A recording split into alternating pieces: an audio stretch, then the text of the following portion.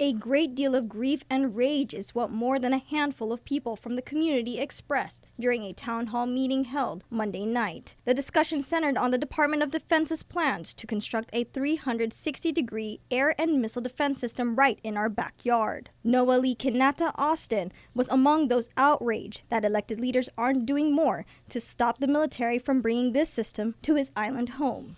But people out here, man, it's hard, dude. You think everyone here this is everyone that cares. It's not. This is just everyone that had the time, the energy, who's pissed off enough to come here and show their face. Most people I talk to about this, and I be talking to everyone around me, they share my same concerns, but they feel powerless. What can I do? I can't do nothing. It's just going to go on.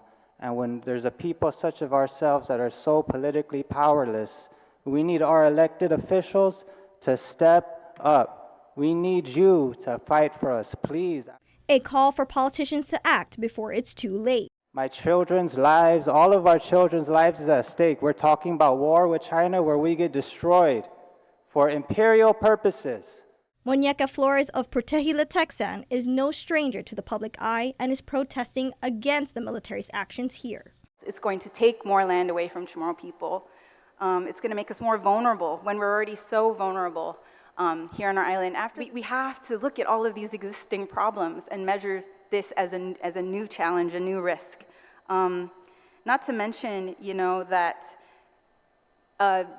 these reactors will be all around the island. These launchers will be all around the island, not just on the base, but in the community, and how that's also going to impact our relations with other people or even visitors coming to Guam. The group during the more than 3-hour-long town hall, each holding signs stating, "Stop making us a target for war. Stop provoking war. No wars for the Marianas." The town hall comes less than a month before the military is set to host a series of public scoping meetings to share more about the defense system. Former Guam delegate Dr. Robert Underwood sharing the Pacific Center for Island Security's analysis on the system.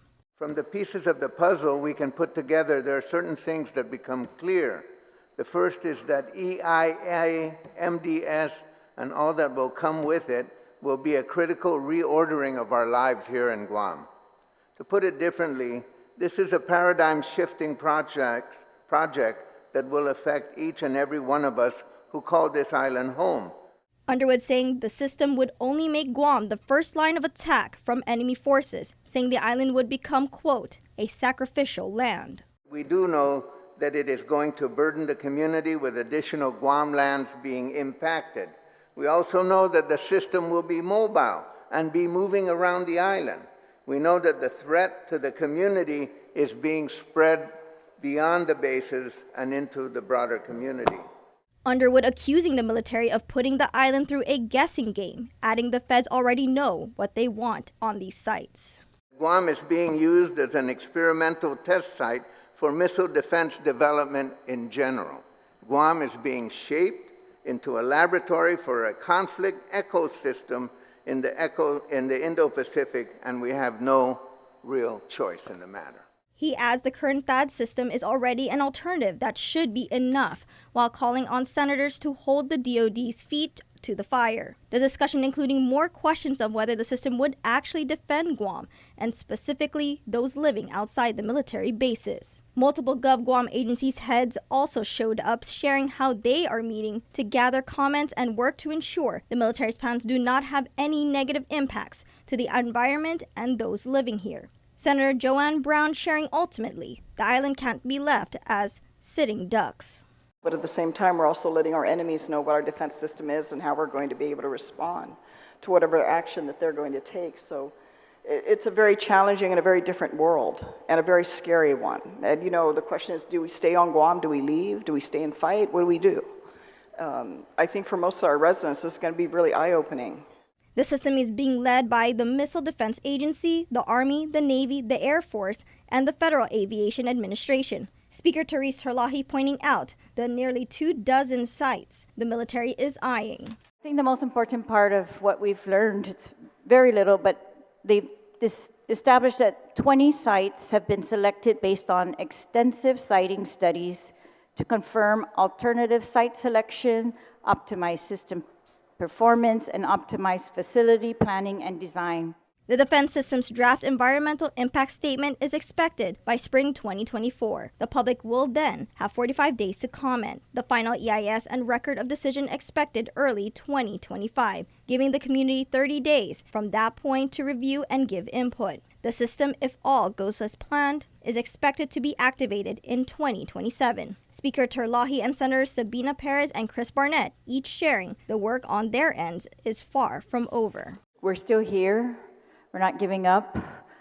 And I just want to, maybe I'm just going to share with you why I don't give up. I don't give up because I really believe that when the people of Guam are united and the leaders are united, we can make a huge difference. And we have seen this, but it's rare.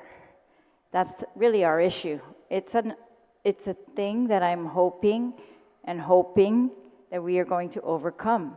I think the stakes are high, and thank you for outlining those things for us. We have special motivations. This is our only home. We have children.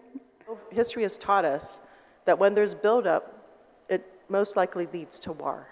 And we're talking about much more, weapons of mass destruction, really, is what it is.